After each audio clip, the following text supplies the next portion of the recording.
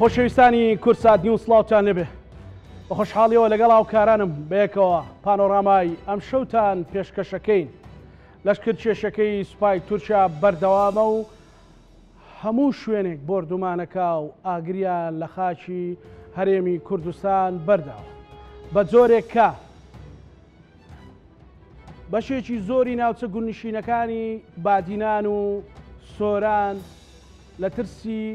بردومان و لەشکر کێشیەکە چۆڵی کردووە. عراق و حکوومەتی عراق هەموو شەڕێگەکە لەسەرەوەی کە هەرێمی کوردستانیش خاچی یان تاواکەری خاچی عراق و بەپێی دەستوریش هەتا سەر حدودی تورکیا بەپێی ئەو یاسایی کە دیاری کراوە خاچی عراق. بەڵام ئەوەی جێگەی پرسیاری عراقیەکان و خەڵکی هەرێمی کوردستانیشە بۆچی تا ئێستا سەرۆکی حکوومەتی عراقی و حکوومەتی عراقی بەرامبەر بەوە بێدەنگە. بێدەنجەکە لە بەرامبەر چییە؟ ئەمە پرسیاری تەنها لای عراقیەکان دروست نەکرد، بەڵکو لای بەشێک لە توێژەر و نووسەرانی بیانیش دروست کرد. ئەوە تا مایکل ڕۆبن کە یەکێکە لە نووسەرەکان و هەمیشە گرنگی ئەدا بە مەلەفی عراق و هەرێمی کوردستانیش لە ناویدا قسەی لەسەرەکە. ئەو بۆی بۆتە جێگەی پرسیار. ئێمە گرافیکێکمان هەیە بەشێک لە وتارەکەی مایکل بە ئێوە دەڵێن. مایکل دەڵێت مایکل ڕۆبن ڕەخنەی لە سیاسەتی حکوومەتی عراق بەرامبەر لەشکر کێشی تورکیا بۆ سەر هەرێمی کوردستان گرتووە. باز لەوە دەکات کە بۆچی سەرۆکی حکوومەتی عراقی بێدەنگە، بۆچی بەرامبەر بەم لەشکر کێشیە قسەیەکیان نییە. ئایا بێ ئەمە ڕێکەوتنێک بێت؟ لە پەرەگرافێکی دیکەدا مایکل ڕۆبن دەڵێت ئامانجی ئۆپەراسیۆنەکانی تورکیا فراوانخوازیە و دەوێت هاوشێوەی قوبرس و سووریا بەشێک لە خاچی عراقیش کۆنتڕۆڵ بکات. لێرە نووسەر باس لەوە دەکات کە ئەمە تەنها بەرامبەر بە ینی ئۆپەراسیۆنێک نییە بەرامبەر بە هێزێکی سەربازی کوردستانی یان کوردی، بەڵکو ئەمە دروستکردنی یان خۆ بە خاوەنزانینی بەشێک لە خاچی عراقە. ئەم لەشکر کێشیە بەو مانایەدێت وەکۆی چۆن لە عەفرین کردوویەتی کە ئێستا مامەڵەی پێوە ئەکا ئێوەس بینێ لە عراقیش لە هەندێک لە پێشهاتەکان ببێتە خاوەن خاک و لە بەرامبەر کشانەوەی یان لە بەرامبەر هەر شتێک شتیتر وەربگرێ. بەڵام بۆچی حکوومەتی عراقی بێدەنگە؟ و لە پەرەگرافێکی دیکەدا دەڵێت مایکل ڕۆبن پێی وایە پێویستە عراق درک بەوە بکە کە تورکیا لە ڕووی سەروەریەوە لە ئێران بۆ وڵاتەکەی مەترسیدارترە. تەفاسیلی قسەکەی مایکل ڕۆبن ئەوێ ئەگەر حکوومەتی ئێرانی لە وڵاتەکەی خۆیەوە دەستوەردا لە ناو حکوومەتی عراقی بکە وەکو باسی لێوە دەکەن، بەڵام ئەو خاکەکەی داگیر کردووە. جارێکی دیکە دەپرسێ بۆچی بێدەنگن؟ بۆچی حکوومەتی عراقی و سەرۆکی حکوومەتی عراقی محەممەد شیاع سوودانی بەناو ناوی دەهێنێت بۆچی لە بەرامبەر ئەوەیە بێدەنگن؟ ئەمە پرسیاری نووسەرێکی ئەمریکیە بەرامبەر ئەو لەشکر کێشەی کە ئێستا ڕوئەدات. ئێمەش هەمومان ئەو پرسیارەمان هەیە کە ئاخۆ بۆچی لە بەرامبەر ئەم لەشکر کێشەدا بێدەنجی لەلایەن حکوومەتی عراقەوە هەیە. هەڵبەتە پانۆراما گفتوگۆ لەو بارەیە و کۆمەڵێک پرسی دیکەدا دەکات بە میوانداری بەڕێز کاروانی یاروەیس ئەندامی ئەنجومەی نوێنەرانی عراق. دوایە و چانە دێمەولاتان.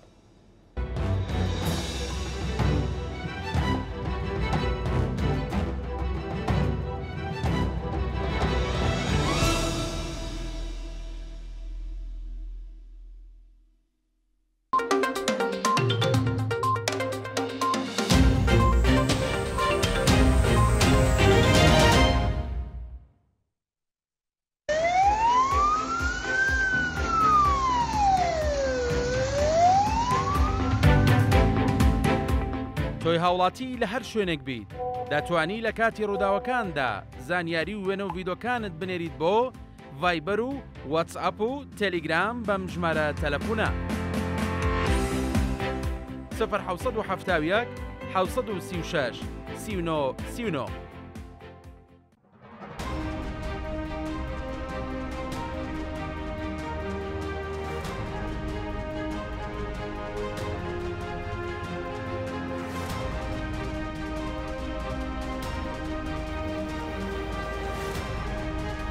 لەناو ڕووداوەکانی ڕۆژ بە شوێن دیوی دووەمی زانیاریەکاندا دەگەڕین. هەموو ئەو بابەتانی ئێوە دەتانەوێت هۆکار و کاریگەری و چارەسەریەکانی بزانن. وردەکاری و زۆرترین زانیاری بە ئێوە دەگەین.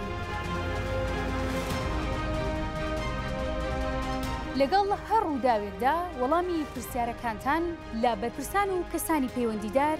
وەردەگرینەوە. ڕۆژانە تا یەک کۆکراوەی زانیاریەکان لە ئێمەوە وەربگرن.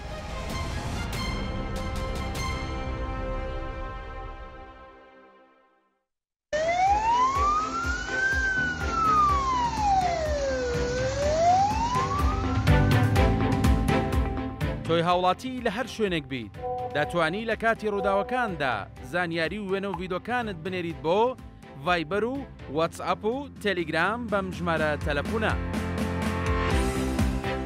1970 736 39 39.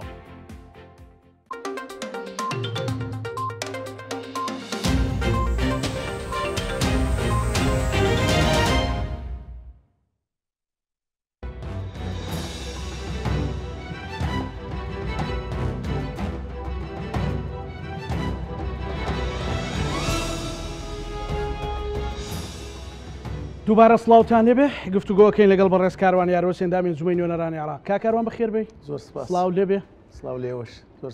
ئەمەوێ پرسیاریەوە بکەم لە تێڕوانیەوە لە ئەنجومەنی نوێنەران بە ئەندامە عەرەبەکان بە ئەندامە کوردەکان چییە ئەوەی گفتوگۆتان لەگەڵا کرد؟ لە ڕاستیە خۆی جۆرێک لە بێدەنگی هەیە چونکە لە نەتیجە ئەم فراکسیۆنانەی ناو پەرلەمانتارەکان بەوشی کە سەربەخۆیە لەژێر تەسیراتی جهتێکی سیاسی یاخود کەسایەتێکی سیاسیە. بۆیە بەعام لە عێراق لە دوای ئەم لەشکر کێشانەی تورکیاوە یەک دوو کۆبنەوەی ئیتاری تەنسیقی کراوە، کۆبنەوەی ئیتلافی ئیداری دەولە کراوە، دووسێ کۆبنەوەی ئەنجومەنی وەزیران کراوە هەفتانە، هیچ هەڵوێستێکی ڕسمی نەبووە. تەناو نەبێت لە کۆبنەوەی ئەنجومەنی ئاسایشی نیشتیمانی عێراق سەرۆک وەزیران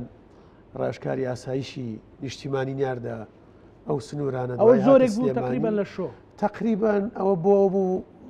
بۆ احتیواکردن بوو بۆی نەڵێن ڕێیانە لەناو پەرلەمان لەسەر ئاستی تاکە کەسی لەسەر ئاستی فراکسیۆنە کوردیەکان شیعەکان هاوسۆزیەکەیە دیژی لەشکر کێشەکەن لە ڕاستیە. بەڵام وەکوتم جۆرێک لە قەراری سیاسی پێشوەختەیە بێدەنگن کەسی سارەی ناکە چونکە پێشتر ئێمەم حاڵاتانەمان هەبوو هەنێک دەستدرێژی هەبوو بۆ سەرسیادەی عێراق زۆر بەتوندی ینی پەرلەمانتارەکان فراکسیۆنەکانی ئیتاری تەنسیقی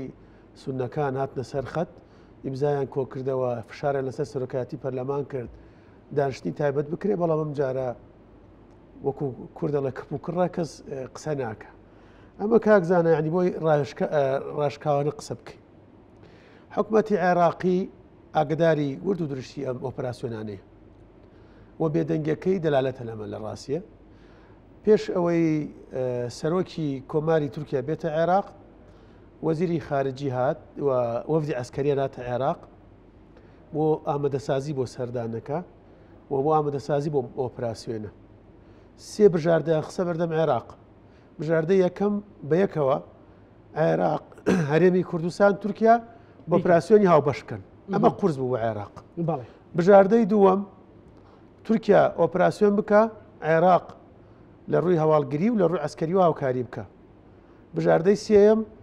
عێراق بێدەنگ بێ و هەرێمی کوردستان بێدەنگ بێ و چونکە لەم هاوکێشێ ڕاشکاو بینیان ئێوان ڕەنگە زۆر حسابەوەی هەرێمی کوردستان نەکەن زیاتر ئەیانەیە ڕێی عێراق وەرگرن. عێراق بێدەنگ بێ و قسە نەکاو ئەمان بێنە ژوورەوە. ئێستا هەموو ئاماژەکان بۆ ئەوەن کە عێراق لەگەڵ تورکیا بژاردەی سێمان هەڵبژاردەوە کە تورکیا بێ ئۆپراسیۆن بکە ئەمان بێدەنگ بن لە ڕاستی ئێستا هەموو ئاماژەکان بۆ ئەوەن. یعنی ئەوەی ئەندامی ئەنجومەنی نوێنەران ئەوانی خۆیان بە خاوەنی ئەوە ئەڵێن مەسەڵەن ئەڵێن زۆر جار هەرێمی کوردستان بەشێکە لە خاکی عێراق و ئەوانە مەسەڵەن پێیان وانی ئەمە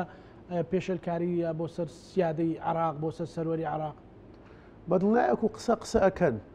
ئێمە لەوەتەی ئەم ئۆپراسیۆنانە دەستی پێ کردووە من یەک بەیان نامەم بینیە دوانم بینیوە لەلایەنە عێراقەکان یەک بەیاننامەی هاوپەیمانێتی نەسرم بینیەوەی حەیدەر عەبادی کەوانش لەناو پەرلەمان وازم یەک کورسیا دوانیانەیە بۆ بەیاننامەی فراکسیۆنی یەکێتیم بینی لە پەرلەمانی عێراق جگەلەوە هیچ لەسەر ئاسی فراکسیۆنە کوردستانیەکان و لەسەر ئاسی لایەنە عێراقەکان شتی ترم نەبینیوە لە ڕاستی و ئێمە لە پەرلەمانی هیچ ئاماژەیەک نییە بۆی کە پەرلەمان داشتنی تایبەتکە لژنەی ئەمن و دیفاع ئیشی ئەوانە لەگەڵ لژنەی پەیوەندیەکانی دەرەوە لەگەڵ سەرۆکایەتی پەرلەمان فراکسیۆنەکان هیچ ئاماژەیەک نییە نە ئیمزا کۆکردنەوە هەیە وە کۆبوونەوەی سەرۆکایەتی پەرلەمان و فراکسیۆنەکان کرا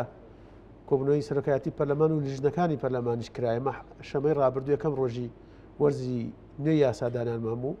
هیچ پێشنیازێک نەبووە کە جلسەی تایبەت بکرێ بە پێچوانەوە کاک زانە ئێمە ڕۆژی عێراق لە بەرامبەر چی بێدەنگە لە موقفی لاوازە چی وەرگرتووە موقفیان مەسەلەی لاوازنی عێراق خۆی بە گشتی لە دوای 2023ەوە ناتوانێت سیادەی خۆی لە ئاسمان لە ئەرز بپارێزی دەستێوەردانی ئەمریکی هەیە دەستێوەردانی تورکی هەیە دەستێوەردانی ئێرانی هەیە دەستێوەردانی دەوڵەتانی تر هەیە عێراق بەداخەوە بەهۆی ئەو دۆخی کە دروست بوو لە دوای 2023 و بەهۆی کێشە ناخۆیەکانەوە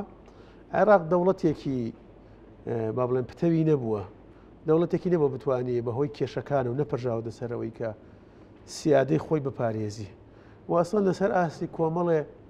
شتی کێشەی بچووکی شایانی نەیتوانیەوە کە پێداگیری گەورە بکە بۆ نمونەما کێشەی مەتاری سلێمانی خۆمە شتێکە نە عسکەریە و نە با بڵێن زۆر ئاڵۆزیشە ئێمە ساڵ یەکەم کێشەیە دروست بووە وەکو فراکسیۆنێکێتی فشارەکەین وەکو تۆ بەڕێز لە لیژنەی گواستنەوە گەیاندن فشارەکەین دوسێ جار بەڕێز سوودانیمان بینی وعدی پێداین کە ئەردۆگان هات ئەم بابەتەی لەگەڵا بکاتەوە بەڵام وەکوێمە بیسمانم بابەتە دوور و نزیک لە هیچ کۆبوونەوەیەکە باس نەکرا بوو واتە ئێمە شەمەی ڕابردوو بە نازم بەیانامەی بخڕینەوە لە سەر ڕۆشنایی سەردانەکەمان بۆ سلێمانی لژنەکە کە هاتنە سلێمانی هەشت لە کۆی 11 ئەندامەش ئەندامی هاتنە سلێمانی سەرۆکی لژنەکە کۆبوونەوەکمان کرد هەڵسەنگاندمان بۆ سەردانەکەمان کرد وەرسەنگاندمان بۆ کۆبوونەوەکان و لێکۆڵینەوەکان کرد سەرنجام من آخر کەس قسەم کرد و چونکە ناکرێت من هەم نوێنەری پارێزگای سلێمانی هەم یەکێتیم ئێوە قسە بکەن زامڕەتان چییە هەمویان ڕێیان وا بوو کە ئێمە لەو سەردانانی بۆ مەتاری سلێمانی کردمان کۆبوونەوەکان مەتاری سلێمانی هیچ کێشەیەکی فەنی و ئیداری و قانونی و یاسایی نییە ئەوە هەیە سیاسیە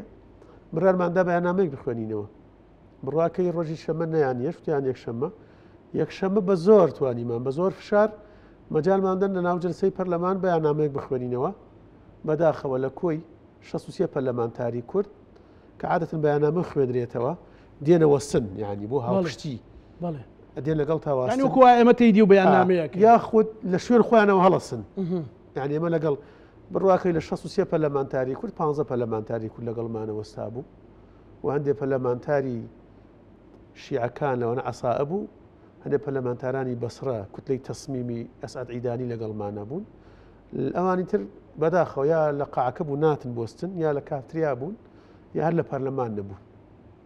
بەو شێوەیە ئەمە بەشێکی سیادەیە کاکاروان بەشێکی عێراق ناتوانێت سیادەی خۆی پارێزێ و هەر وڵاتێکی ئیقلیمی بێوێت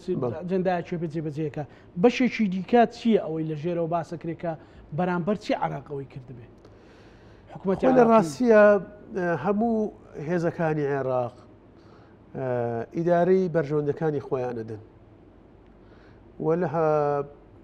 هەمویان نەزان هەژمونی کاریگەری وڵاتانی دراوسیە چییە نانەوێت لە سەر هەرێمی کوردستان خۆیان تووشی مووقفی محرجکەن لەگەڵ تورکیا نانێمە بکەن و بەشێکی ئیدارەدانی بەرژەوەندیە بەشێکی ترسە لە ڕاستیە ئەوانەی هەرێمی کوردستان بەشێکی ترسە ینی من پێشتری شوتومە تۆواز لە مەسەلەن بۆ نمونە بۆن ئێمە مووقفمانە بۆ یەکێتی هەموو خەڵکی کوردستان نەزانێمە حالیان ئێمە لە ناوەین کە باجێ مووقفە دەین ئەوە مەتاری سلێمانیە ئەوە مرۆ دەوروبەری چەمچەماڵ بردومان کرا و ئەو فشار و سزانەیە کە لە سەر دەڤەری ماوەت بەڵام ئەی فراکسیۆنەکانی تر بۆ قسە ناکەن یعنی ئەمە پرسیارە لەم شاری سلێمانەیە کە من و تۆی سە قسەی تیاکەین فراکسیۆنەیە جوڵانەوە هەیە شەو ڕۆژ بەیانەمە دەرەکا قسەکە ڕخنەگرێ جنێوەدا ئێ باشە بۆ قسە ناکەی لە سەرامە وانە خۆ هێزی سیاسی بەس ئیشیەوە نیژنەوە مەتاری سلێمانی بەزی شتێکان پێی داهاتوچۆکەن بەخوا من یەکجار سەفەری دەرەوەی وڵاتم لە مەتاری سلێمانی کردووە بەس بۆخوا پەرلەمانتاری ئێوارەیە شەڵێ ماوە و شار پەرلەمانتار و بەرپرسی حزب و فراسیۆنەکانی ترەیە ڕەنگە ماگانە یەک دوجار سەفەرکەن لەو مەتارەوە ئێمە لەکوێوە سەفەرەکەن ئەوانش لەگەڵ ئێمە سەفەرەکەن خەڵکی عامیش خەڵکی عام زەرەکە لە چکە مەتارە یعنی ئێمە ڕۆژانە و کێشەمانەیە کامرا نەخۆشە بۆ چارەسەر چێتە دەرەوەی وڵات ئەبێ لێرە بچێ بۆ هەولێر مثلەن لە گەرمیانە یا لە ڕانیەوە بێ لێرە بچێ بۆ هەولێر دوای کە دێتەوە بێ دیسانەوە بگەڕێتەوە جار وایە تەرم و شت دێتەوە ئەبێ بچن لە هەولێر یا لە بەغدا وەری بگرن خەڵکە ئەوانەش لە دەرەوەی وڵات بەهۆی نەخۆشی شتەوە ئەمە کێشەیەکی گەورەیە کاریگەری لەسەر جوڵەی بازرگانی سلێمانی و حرەکەی قسانی سلێمانیڵێن تووشە ئاوی بۆ بەرداوەتەوەوانە لە ڕاستیە مەسلەی ئاو مەسلەیەکی ترە ڕاستە تورکیا مەسلەی ئاو کارتی ئاو بەرامبەر بە کارتی پەکەکە بەکارە هێنرێ بەس تەزەوەر ناکەم چونکە مەسلەی ئاو تەنها پەکەکە نییە تورکیا هەنێت تێبینی لەسەر سەرفکردنی ئاوەیە لە عێراق بەکارهێنانی ئاوەیە لە عێراق کە پێی وایە بۆ شێوازێک بە هەدەردانێکی زۆر هەیە و ئەوێ بەرداوامەکو کارتی سیاسی بەکاری بێنی لە ڕاستیە و ئەوانەیشی کە لە ڕاستیە سەرۆک وەزیرانن سەرۆکی پەرلەمانن لە مەنسەبەکانی تران زۆر جاربی لەوەکەنەوە ساڵێکی تر هەڵبژاردنە دەوری تورکیا فاکتەری تورکیا لە هەڵکێشەی سیاسی عێراق ناڵەمەکو ئێران و ئەمریکایە بەس خۆت لانیکەم تەسیری لەسەر خەمیس قنجەرەیە کە 20 کورسی هەیە لانیکەم تەسیری لەسەر پارتی هەیە کە 30 کورسی 32 کورسیە لە عێراق ڕەنگە بگیر لەوە بکەنەوە هەنێکیان ئیدارەی بەرژەوەندی خۆیان بدەن نیانەوێ ڕاستە خۆ لەگەڵ تورکیا تێبکەون ئەمێ بەڵێ پێت وایە عێراق توانی بێتی مەسەلەن سنوورێک دابنێ مەسەلەن سا خەڵکیان دڕدۆن کردووە ترساندووە کە لەشکر کێشیەکە لە ڕووی زەمینیەوە بەڕێەوە زیاتر دێتە پێشەوە پێت وایە مەسەلەن هیچ کاردانەوەیە کە بێگەشتێکی وەها ڕوویدا من تەسەوەر ناکەم ئەگەر تەسەوەر ناکەم لەوە زیاترش بێنە پێشەوە چونکە ئەگەر اتفاقەکە با بڵێن بژاردەی سێم بێکە تورکیا ئۆپراسیۆن کە و عێراق بێدەنگ بێ حتمما ڕێژکەوتن لەسەرەوەی چنە بێن چۆن دێن چنەکە مێننەوە بەڵام یەک کێشەمانەیەکە زانە هەموو هاوینێکە بەفر لە کوێستانەکان و لەو شاخانە توێتەوە چونکە بەزستان سەختە جێشی تورکی ناتوانێت ئۆپراسیۆنکە لە هەموو هاوێنێک تورکیا ئۆپراسیۆنەکە هەموو ئۆپراسیۆنێک چەند کیلۆمترێک دێتە پێشەوە چەند بنکە و بارەگایەکی تری سەربازی لەو منتەقانە دروستەکە و ئەبەت قەت نەمان بیستوە نازانم من نمبیستۆ بڵێن تورکیا مەسەلەن 2 کیلۆمتر پاشە کشێ بکە دەمە قەڕی لابە دەبنکەی لابە هەموو جارێ دێت چەند کیلۆمتر دێتە پێشەوە چەند هەزار سەربازێکی تر جێگیرەکە چەند نقطەیەکی تری عسکەری دایان ئەمە کێشەکەمان ئێمە لە ڕاستیە مایکل ڕۆبن و گرافیکەی لە سەرەتا باسی کرد مایکل ڕۆبن ئەڵێکە ئەمە مەترسیدارە لە ئایندەدا مەترسەکەی گەورەتر دەرەکەوێت وەکو قوبرس وەکو سووریا دوای مامەڵە لەگەڵ عێراق بکە بۆ خاکە یعنی بە خاکی خۆت مامەڵەت لەگەڵاکە ئەمە ترسێنە بەڕێزشت پێتوانی مەسەلەن لە هەموو حاڵەتەکە لەشکرکێشی مەترسیە ئێمە کە قسە لەسەر لەشکرکێشیەکەین نابێەوە تەفسیری بکرێت کە ئێمە وەڵاوە کێشەمان لەگەڵ تورکیای نەخێر هەر لەشکرکێشیەک بۆ سەر خاکی هەرێمی کوردستان تورکیا بیکە ئێران بیکە ئەمریکا بیکە هەتە جاوزێک بۆ سەر سیادەی عێراق لە ئەرز و ئاسمانە ئێمە ڕەدەکەینەوە ئەمە کێشەکەیە چونکە تۆ لە هەنگامیەکەمە سیادەی وڵاتەکە پێشێل کراوە و لە هەنگاوی دووەمیشە دیارە مەجدای سیاسی هەیە لە ڕاستیە ئەمە یەکێکە لە مەترسیە گەوراکان چونکە تورکیا تەنها کارتی پەکەکەی نییە یعنی بیانووی پەکەکەی نییە تورکیا هێشتا چاوی لە مەسلەی مووسڵە چاوی لەسەر قەزەی کەرکووکە چونکە ئێمە دوێنێ بیسمانیانی لێنە بیسمان کە دیسانەوە بە وەساتەی تورکیا جۆرێک لە ئیتیفاقی ژێراوژێرەیە کە لە کەرکووک ڕێکەوتنە بکرێت پۆستەکان تەوزیع بکەن و یەکێتی لێ بکرێتە دەرەوە یعنی تورکیا چاوی لەو هاوکێشانەشە بەڕاستی ئەوێت لەسەر هاوکێشە سیاسەکانی هەرێمی کوردستان و عێراق تەسیراتی هەبێ و پێ وایم تەواژدە عسکەریە ئەتوانێت بەشێک لەو تەسیراتانە بێ تەسیری بەسەر هەڵبژاردننی هەرێمی کوردستان هەیە بۆ ئەوەشە وەکو بەعکسەوە ئەگەر وەکو دەنگدانی بەحەد بڵێن وەکو دەنگدانی ڕاستەقینە بەعکسەوە ئەم لەشکرکێشیە چونکە خەڵکی کوردستان لە ڕووی نەتەوەییوە خەڵکێکی دڵسۆزە ئەگەر نەشتوانێت قسە بکە ئەگەر قسە کەشی نەگات بەڵام لە دەنگدانە قسەکە بە عکسەوە لە ڕووی معنەوە بۆ دەنگدان ئەمە کاریگەری خراپی لەسەر پارتی ئەبێ وەکەوەی کە ئێستا پێکەنەری حکومەتە و هێزی یەکەمە لە حکومەتە و منتەقەیەوەکە بێدەنگە و بە عکسیشەوە کاریگەری لەسەر ئەجابی کاریگەری لەسەر ئەو هێزانە بێ کە دژی ئەمن کە مووقفیان خەڵک لەوە قسەکەی لە دەبێت خەڵکی کوردستان کاکزانە بزانن هەندێک هێز ئێمە لە ڕاستی لە کوردستان تەنها کێشەی خەدەمات و ئانەمان نییە هەندێک هێز لە هەرێمی کوردستان هێزی ستراتیژی نین هێزی بەرپرسیار نین دێن لەسەر تەنکەرێک ئاو گەڕەکی ئاوینەی کەنە کێشە بەڵام لەسەر لەشکر کێشێک بۆ سەر خاکی هەرێمی کوردستان قسە ناکەن ئەبێ خەڵکی هەرێمی کوردستان ئەمە بزانێت کە هێزی کێ هێزی مەسوولە و کێ ئەتوانێ باجی ئەم مەسوولێتە بدا یعنی ئەمە وەکوێکەتی باجی ئەم مەسوولێتەمان داوە کە مەسوولەتی قەومیمان لەسەر شان بووە باجەکەیشمان داوە ئێمە شتی هەڵەمان نەکردووە زۆر جار هەنێ میدیای ناخۆیی و هەندێک میدیای تورکی تەرویج بۆ ئەوەکەن کە واوێنەکە بگەێنن کەیکەتی زۆر لە پەکەکەەوە نزیکە نەخێرمە لە پەکەکەەوە نزیک نین ئێمە شتێکی سادەمان وتووە ینی مووقفێکی سادەمان هەبووە کە ئێمە پشتیوانی لە چارەسەری دیموکراسیانە و سیاسیانەی کێشەی پارچەکانی دری هەرێمی کوردستانەکەین و ئێمە لە هەندێ مووقفی نێتەوەیە مووقفمان ڕاشکاو بووە هەرەوە بووە خۆ ئێمە نە فیشکێکمان بە پەکەکە داوە نە پێشمەرگێکمان نردووە لە ڕۆژئاوانە لە قەندیل هاو پشتی پەکەکە بکە تەقەی لەگەڵا بکاویکە و بەعکسیشەوە لە مووقفەکانی ئێمە ڕاشکاونەتر و سەریحتر و ئازایانەتر بووە یعنی شتەکانمان ڕوبەڕوو بووەوە لەسەرەوە بووە خەڵکی کوردستان لە ڕاستیە درک بە ئەمەکە من پێم وایە لە ڕووی معنەویەوە بۆ انتخابات ئەو هێزانە استفادەی لەکەن کە هێزی ڕاشکاون و مووقفی نەتەوەیانەیە سەرۆشی حکوومەت ئەگەر مەبەستی بێ لە انتخاباتی داهاتوش لیستی هەبێ وەکو باسەکەن و بێوێت دەستکەوتێکی سیاسی یان ئیداری بەدەست بێنێتەوە بەڵام لە درێژمەودادا زەرەر ناکە زەرەر لە عێراق نادا خۆی لە ڕاستیە بێدەنگ یانوا ئەزانێت مەسئولیەتەکە تەوزیع بووە ئەم بێدەنگیەمە هەر نابێ بخینە شانی بەڕێسەرک وەزیرانی ئیتیحادی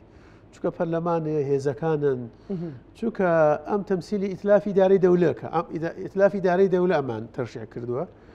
و قوڵتریش تەمسیلی شیعەکانەکە لە ڕاستیە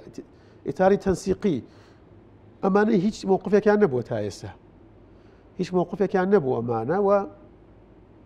لەسەر ڕاستی هەرێمی کوردستانیش تۆ حکوومەتی هەرێمیش مووقفێک لێ بیستوە تا ئێمە گلەی لە حکوومەتی عێراق بکەین ڕۆبن ئەڵێ ئەو سیادەی عێراق بالفعل سیادەی عێراق ئەمانە زۆر جار باسی یەک پارچەی عێراقەکەن فەرموو ئەگەر یەک پارچەی عێراق دەبێ ئەوە یەک پارچەی عێراق پێشێلکاری لەسرە تۆ ئەو لە سیادەی عێراقت بەلاوە گرنگە فەرموو مووقفت هەبێ و ئەو هاتنەی بەڕێز ڕاوێژکاری ئاسایشی نیشتیمانیش تەنها بۆ احتیواکردن و بۆ جۆرێک لە بەنج بوو بەنجی سیاسی بوو بۆ کاتە کاروان مەسەلەن پرسیارەکە بە دیوێکی تر بکە مەسەلەن باز لەوە ئەکرێت تورکیا ناوێت جارێکی تر هەرێمی کوردستان پەرلەمانی هەبێ دامدازگاکانی شەرعێتی قانونیان هەبێ بۆی لە ڕۆژاوای کوردستانیش کردی ئەم لەشکرکێشیە تا نزیک بێتەوە لە انتخابات تونتریەکە خۆی لە ڕاستیە مەسلەی هەرێمی کوردستان بە پێی دەستور هەرێمێکی فدراڵیە و لە چوارچەوەی دەوڵەتی اتحادی عێراقایە و هەرێمی کوردستان جگە لە عاملی عێراقی ئامری ئەمریکیەکانیانەیە هەرێمی کوردستان بەم شێوەی بمێنێتەوە ڕۆمە هەموو شتێکان ئێرانیەکانیش تا ئێستا هەر ڕێیان لەسەرەوەی کە هەرێمی کوردستان بەم شێوەی ئێستا بمێنێتەوە تەسەوەر ناکەم ئەمە زیاتر فاکتەری ناوخۆییە لە ڕاستیەوەی ئەمریکا ئەوەشی کاڵبژاردننی دواخستوە تا ئێستا و ئەوەشی کە پەرلەمانی پەخست یعنی فاکتەری ناخۆیی بوو نە فاکتەری تورکی بوو نە فاکتەری ئێرانی و ئەمریکی بوو لە ڕاستیە لەبەرم پێم وایە هەڵبژارد نەکرێ ماعەدەوەی کە هێزێکی کوردستانی نەوێ هەڵبژاردن بکە وا پیشانیدا کە دۆخی هەرێمی کوردستان ئالۆزە و لەبار نییە بۆ هەڵبژاردن ماعەدە ئەوە ئەگینا بڵێ عێراقم ئامادەکارەکانی تەواو کردووە هەموو هێزە سیاسی سەرەکیەکانی کوردستان پەرۆشن بۆ ئەوەی هەڵبژاردن لە کاتی خۆیان بکرێ نازان بۆی کە هێز هەبێ نەوێم هەڵبژاردن بکە و بێت جۆرێک لە نەئارامی دروست بێ و ژەڵژانێکی ئەمنی دروست بێ و بڵێن وەڵامە کاتی هەڵبژاردن نییە ئەمریکا لە بەرامبەر ئەوەی کە تێبینیت کرد بێ مووقفی چی بووە تا ئێستا بۆ هەڵبژاردن نا مەبەستم ببوورە بۆ لەشکر کێشێکە من نازانم بەڵام هیچ شتێکی ڕسمیان نییە هیچ شتێکی ڕسمیان نییە بەڵام ئەوان پیانەوە ئەسیادەی عێراق بە عێراق خۆی لەگەڵ تورکیا قسە بکە بەڵام ئایا ئەم لەشکر کێشێ بەرەو کوێ ئەچێ چەندی ترسەرە کێشێ ئەبێ چاوەڕێیەوە بین بەڵام پێشتر ئەوەی کە ئێمە بیستمانە هەم لە یەک دوو کۆبوونەوە لە خودی تورکەکان بیسمان لە بەغدا و لە بەسەرکە لەگەڵانە دانیشتی وەکو پەرلەمە و هەم دواتریش بیستمانە ڕەنگە بیانەوە ئۆپراسیۆنە جیاواز بێکرد بۆیان بلوێ بیانەوە بە ئەنجامەوە ئۆپراسیۆنە کۆتایی پێ بهێنن بەڵام لە هەموو حاڵەتێکە کاک زانامەیەکەم ئۆپراسیۆن نییە بەڵێ بەڵام هیچ ئەم ئۆپراسیۆنە هیچ ئۆپراسیۆنەکانی تر نەیتوانێت کێشەکە لە ڕێگەوە چارەسەرکە ئەگەر مەسەلا تەواجدی پەکەکەی لە ناو هەرێمی کوردستان و عێراقا ئەم کێشەیە توانرێت بە گفتوگۆ چارەسەر بکرێت لە ڕاستیە بە گفتوگۆ لەگەڵ هەرێمی کوردستان و بە گفتوگۆ لەگەڵ عێراقا ئەم کێشەیە بەلێک تێگەیشتن و بە ڕێگە چارەی سیاسی ئەتوانرێت چارەسەر بکرێت ناڵێم ڕێگە چارەکە وابێ مەسەلاً پەکەکە و تورکیا بێنە سەر مێزی گفتوگۆ کێشەی کوردە باکوور چارەسەر کرێ کێشەی تەواجدی پەکەکە ئەڵمە بەسمۆیە لە ناو خاکی هەرێمی کوردستان و عێراق ئەتوان بە گفتوگۆ چارەسەر بکرێ ئەگەر ئەو کاتە تورکیا ئەم لەشکر کێشی و ئەم تەسعیدە ئەسکەریانەی خاو بکاتەوە و ئێمەش ئەبێ لەگەڵ پەکەکە قسە بکەین ئەبێ پەکەکەش مراعاتی هەستیاری دۆخی هەرێمی کوردستان بکەن کاکزانە ئەبێ بزانن ئەوان ئەبێ بزانن ساحەی تێکۆشانی ئەوان گۆڕەپانی تێکۆشانی ئەوان باکووری کوردستانە و خەباتی چەکداریش بۆم دۆخەی ئێستا لە ڕاستیە چۆنێ مەڵێن ئۆپراسیۆن بۆ تورکیا هیچ ناگۆڕێ بۆ پەکەکەش هەمان شتە خەباتی چەکداری ناتوانێت قەزەی ڕەوای کورد لە باکووری کوردستان چارەسەرکە بەڵکو ڕەنگە ئاڵۆستری بکە ئەبێت پەکەکە و لایەنەکانی تریش لایەنەکانی ڕۆژهەڵاتیش پەکەکە ئەم قسە خوانەخواسە بۆ دیفاعکردن لە وڵاتانی دراوسێ نییە و بۆ ئەوە نییە کە ئەوان لێرە میوانن بۆ ئەوەیە کە بزانن ئەم هەرێمەی کوردستان هیچ حەسانەیەکی نێودەوڵەتی نییە ئەم هەرێمی کوردستانە هیچ سنوورێکی تۆکمەی نییە لە 16 ئۆکتۆبەر بیناتەن کە حەشدی شعبی و جێشتاکوێ هاتن ئەوسە تورکیا دێ و ئەو بردومانانەی تر کە ئێران کردی بۆ سەر هەولێر ئەبێ ئەم لایەنانەی ڕۆژهەڵات باکووری کوردستان بزانن کە ئێمە قسەکەین بۆ مڕعاتی ئەم دۆخەی ئێمە بکەن چونکە ئێمە دەوڵەت نین و ئێمە حەسانەیەکی تۆکمەمان نییە و کەسێک نییە ئێمە پشتیوانی مامکە لە ڕاستیە و بێ خەڵای ڕوون بێ ئەمریکا لەسەر ئێمە لەگەڵ تورکاتێکی نادا و ئێرانش لەسەر ئێمە لەگەڵ تورکاتێکی نادا و عێراقشی لەگەڵ ئێمەوەتە تێکی نەداوە لەگەڵ تورکیا لەبەرەوە باشترین شتەوەیە کە بەلێک تێگەیشتن ئەم هێزانە مڕعاتی دۆخی هەستیاری هەرێمی کوردستان بکەن لە ڕاستیە باشە باسی کەرکووکت کرد کاروان کەرکووک دەستێوەردانێکی ئیقلیمی هەیە کە تورکیا ڕۆڵی هەیەتیایە بەچ ئیتیجاهەیەکە ئەشێتەوە ئەوەی کە لە حکوومەتی عراقی بیست بێ بەرامبەر ئەوەشە خۆڕێکەوتن نەکراوە خۆی لە ڕاستیە بەڕێ سەرۆک وەزیرانی عێراق سوودانی زۆر پەرۆشە یعنی هەمان کێشە لە دیالە هەیە وازی لە دیالە هێناوە خەریکی کەرکووکە زۆر پەرۆشەم کێشەیە چارەسەر بکرێ چەند جارێک کۆبنەوەی لەگەڵا کردوون خۆی ڕاستە خۆ لە سەرخەتە نوێنەرێکی خۆی بۆ پارێزگاکان بنەسەقی پارێزگاکان ئەحمەد فەتلاوی جاربار ئەوە نێرێ زۆر لەسەر خەتەم کێشەیە چارەسەر بێ لە کەرکووکە و ئەو بۆ ئاڕاستەی شەکە کە بە تەوافقێکی سیاسی لێ بینە دەرەوە کەس عاجز نەبێ هەمووی لە حکوومەتەکە بەشدار بێ ئێمەش تەیدی ئێمەکەین ئێمە یەکێتی هێزی براوین لە کەرکووک زۆرترین کورسیمانێ 6 کورسیمانێ زۆرترین کورسیمانەیە سەرباریەوەی کە هێزی براوین ئێمە تەیدی سیاسەتەکەی بەڕێز سوودانیەکەین کە لە سیاسەتی لە مێژینەی ئێمەشە لەگەڵەوەی کە بە چارەسەر بە تەوافق هەمومان بەیەکەوە بچینە حکوومەتی مەحەلی کەرکووکەوە بەڵام جێگەی داخە لە کاتێکە لە سەرەوە کۆبنەوەی لەگەڵ بەڕێز سوودانی لە ژێرەوە بە وەساتەی تورکیا پارتی لەگەڵ بەرەی تورکمانی لەگەڵ ئەو یەک دوو کورسەی خەمیس خنجەر خەریکی ئەوەن کە جۆرێک لە پیلانی تریان نەبیە کە حکوومەتی مەحەلی کەرکووک بە بەیەکێتی دروستکەن ئێمە وەکو وتمان لەگەڵەوە نین هیچ هێزێک پراوێز بخرێ هیچ هێزێک لەگەڵەوەین کە هەموو هێزەکان بێنە ناو حکوومەتی مەحەلی کەرکووکەوە و ئەمە هەم بۆ یەکێتی باشە هەم بۆ کورد باشە بۆ کورد باشە ئێمە لە حکوومەتێک بن پارتیشی تیاابێ پارتی لە حکوومەتێک بەیەکێتی تیاابێ لە نتیجەمە کوردین ئەمە 6 مانەوەندوانە نەبێ بەهشت و لەگەڵەوەی تورکمانیشی تیاابێ هەموو پێکاتەکان عەربی یاسای ئەمەیان اتفاقیە کە هەموو پێکاتەکانە بێ لەو ئێمە کە تعدیلی قانونی انتخاباتمان کردەوە فقەرەی تایبەت و بە کەرکووکەوە بەڵێ ئەڵێ نەتیجەی انتخابات تەسیری لە تشکیلی نابێ یعنی بێ هەموو پێکاتەکان لە ناو حکومەتە ئەگەر کورسەکەی مەسیحیتیانە بێ ئەو پێشەلکردنی و یاسانیە بڵێ بە تایبەتی ناتوانێت یەکێتی پراوێز بخرێ قوەتی جەماوەری یەکێتی قوەتی انتخابی کورسی یەکێتی لە کەرکووک پراوێز ناخرێ یعنی تۆ سیرکە کورد حوت کورسیە پێنجی یەکێتیە تۆ توانی ینی تۆ ئەگەر وا بێ تقریبا لە 180 کورد پراوێز دەخی پێکاتی کورد لە کەرکووکە و ئێمە بەڕاستی بەلاومانە سیرەکە زانە تۆ بچی ڕێکەوتن بکەی بڵێ مەسەلاً حەوتمان یەکەم بۆ کورد ئەتخوا عیب نییە کورد دوو مانگ بە شیرینی و بە گوڵۆوانە ئەو هەموو تەزحێمان داوە قەزەی کەرکووک هەڕاشکەی بە حەوت مانگ محافظێک دەبیانت بێ ئەمە خراپە مە لە ڕاستیە بۆ قەزەی کورد خراپە ئێمە لە شۆڕشی ئەیلول و لە شۆڕشی نوێ لە هەموو فەوەزاتەکان لەسەر عێراق لەسەر چی تێکماندا نەگەیشتێتی لەسەر کەرکووک خۆ لە 84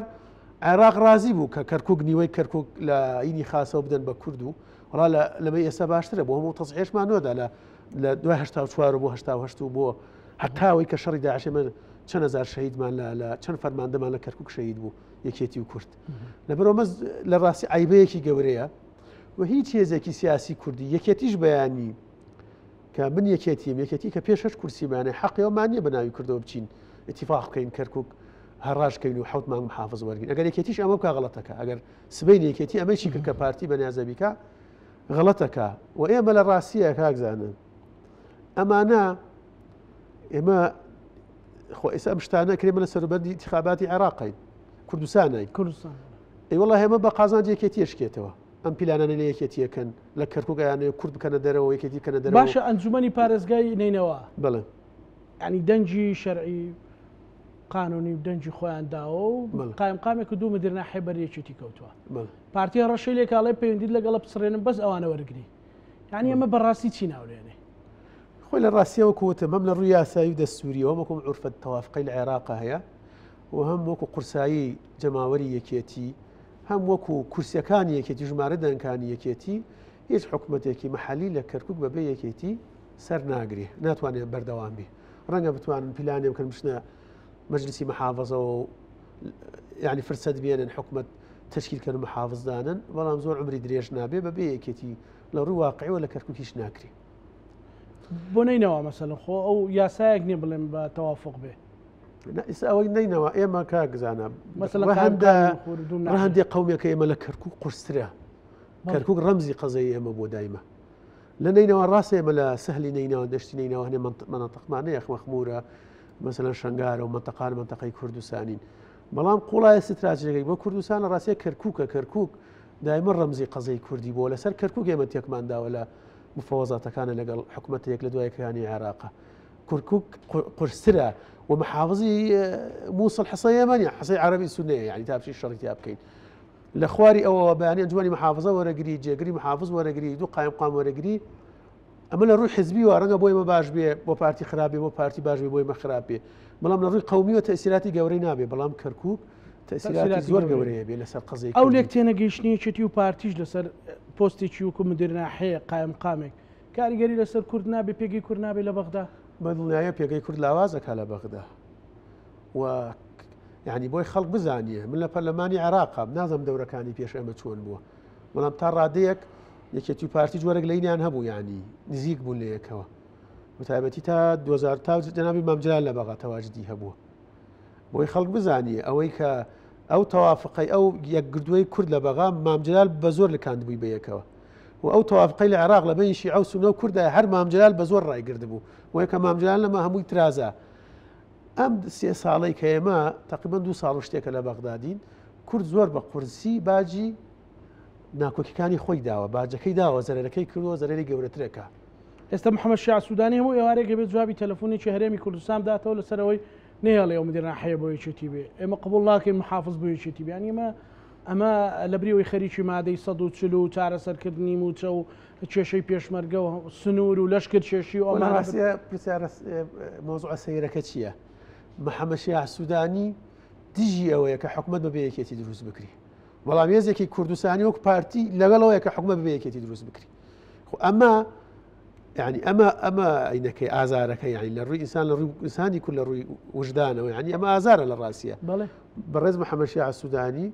عرب بە شیعە سەرۆکی حکوومەتی اتحادی عێراقە، کەس فەرقی نیە لە عێراق، هەمومان کورد و شیعە و سونەوانە، بەڵام پرسیارەکەی ئەو دژی ئەوەیە داکۆکی لەوەکە کە ئەبێ حکوومەت لەگەڵ یەکێتیە تشکیلکردەوە محافظ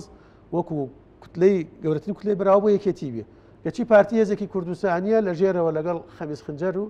لەگەڵ بەڕێی تورکمانی ڕێکەکەوێ بەبێ یەکێتی حکوومەت تشکیل بکرێ. باشە ئەمە پێگەی کوردەباتە کوێ ئەگەر با بڕوا بۆ دەورەکانی تر و بۆ ئێستاش و بۆ کۆمەڵێک کێشەی تری هەڵواسراوکە یان هەڵپەسێراوکە لە نێوان هەرێم و بەغدایە هەیە. من پێم وایە کە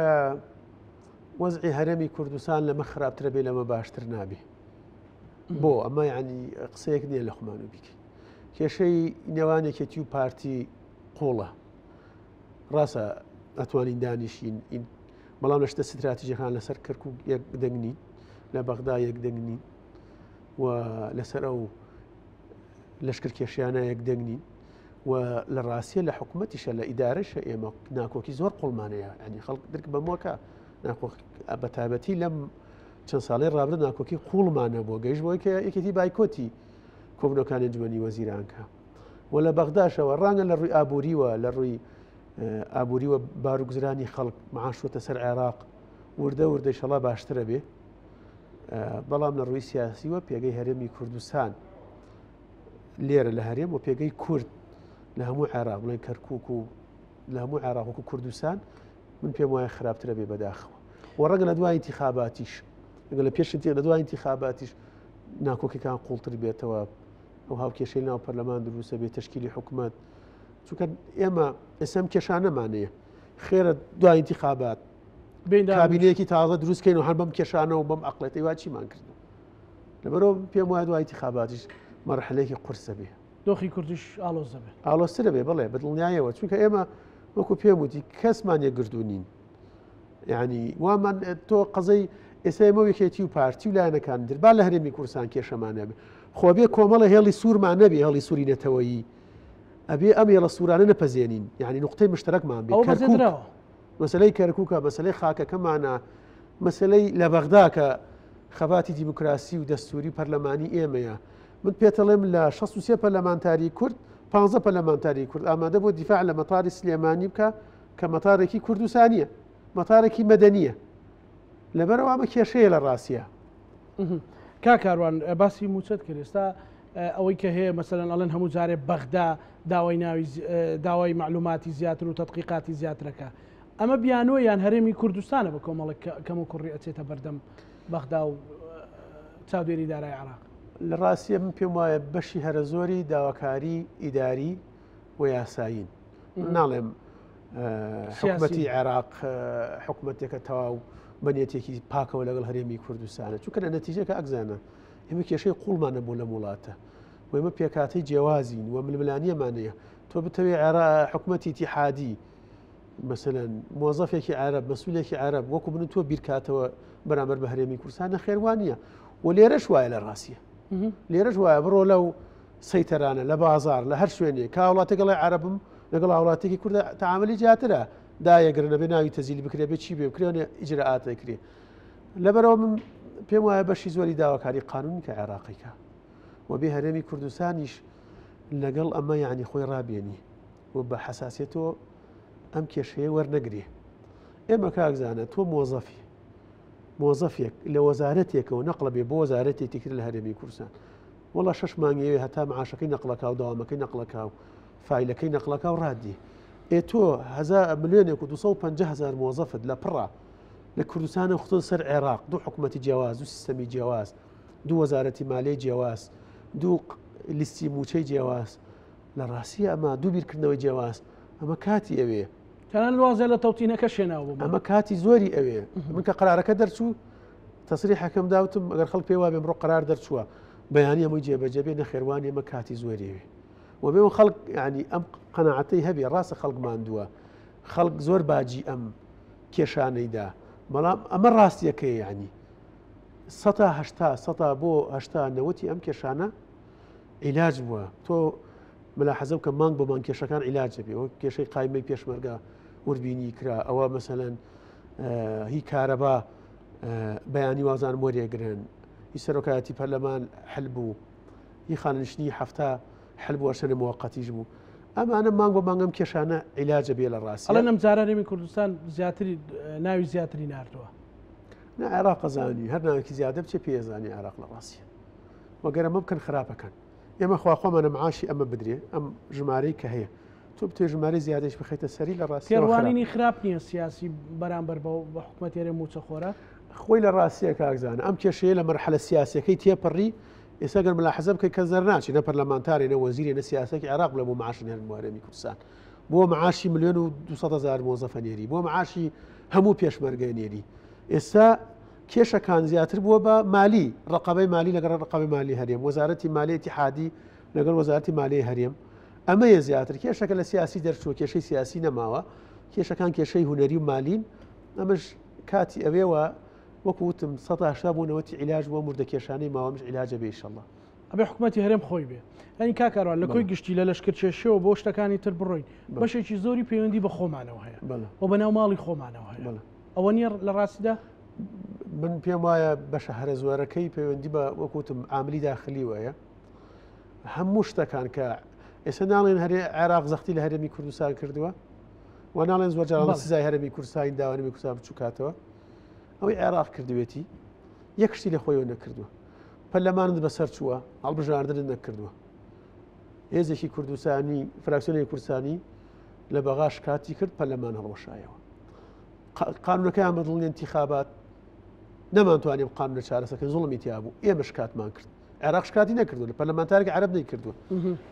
کۆتاکان ئێمەش کاتمان کردووە بازنەکانی هەڵبژاردن ئێمە کردومان سوکەمانە نەتوانراوە لە ناوخۆ چارەسەر بکرێ لەبەرەوە تۆ پێت وابێ کە عێراق ئەمانە وەکو سزا و کوفشار بۆ بچووکنەوەی هەرێمی کوردستان بەکاری هێنابێ نەخێر چونکە ئێمە خۆمان چوونەوەمان کێشەکانمان لە ناوخۆ عیلاج نەکرد و ناچار بووین یەقەی عێراق بگرین یەخەی محکەمەی اتحادی بگرین یەخەی بەڕێز سوودانی بگرین یەخەی پەرلەمان بگرین کەم کێشانەمان چارەسەر بکە چونکە لە ئاسی ناوخۆ قسە نەکراوە ئەم کێشانەیە تو لە ئاسی ناوخۆ حکوومەتی هەرێم سەرۆکایەتی هەرێم نقەی لێوە نایە تۆ ناچارێ بچی یەخەی حکوومەتی اتحادی بگری بڵێ کاکە وەرە تۆ قسە بکە تۆ موقفت هەبێ چونکە من پێم وایە بەشی هەرە زۆری عاملی داخلی بوونە چارەسەردەکردنی کێشەکان بووە حتا ئێمە گەیشتین بەوەی کە لە قانونی موازنە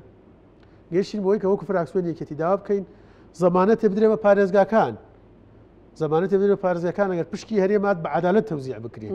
بۆ چونکە ئەم کێشانەمان لە ناوخۆ نەتوانین چارەسەرکەین یعنی گرێی چارەسەرکردنی کلیلی کردنەوەی کێشەکارمان خۆمان بردامان بە عێراق بەڵێ زۆر سوپاس بۆ بەڕێز کارۆنیاروی سەندامی ئەنجومەی نوێنەرانی عێراق سوپاس بۆ دیدارە بینەرانی خۆشەویست لەگەڵ هاوکارانم بێکەوە پانۆڕامایی ئەم شەومان پێشکەشکردنە مەلایەکتان ئەمانەتی خوای گەورە بن خواتە